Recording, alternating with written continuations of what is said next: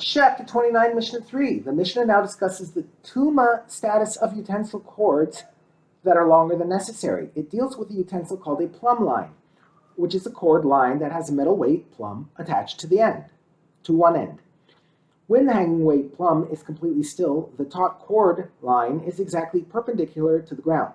Someone who wishes to see whether a wall or pole is exactly perpendicular does so by suspending the plumb line right next to it to see if they line up. The Mishnah teaches how much of the cord is considered necessary for use of the plumb line. Anything beyond that length is extra and is not considered part of the plumb line for the laws of Tuma. The cord of a standard homeowner's plumb line used to build low structures is part of the kli up to a length of 12 tefachim from where it is attached to the weight, because that is the maximum height of the structures that such plumb lines are used for.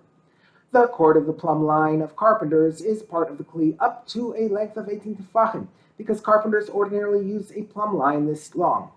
The cord of the plumb line of builders who build high walls is part of the kli up to a length of 50 amos, because builders ordinarily use a plumb line this long. The Mishnah teaches the law of the part of the cord that is beyond the above measurements, but the part of the cord that is more than this amount, even if the owner wants to keep it attached to the plumb line, it is not considered connected to the kli, and it is tahor.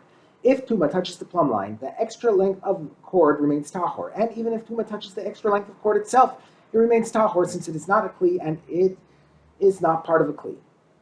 The Mishnah now lists two other types of plumb lines that have no set length to the size of their cords.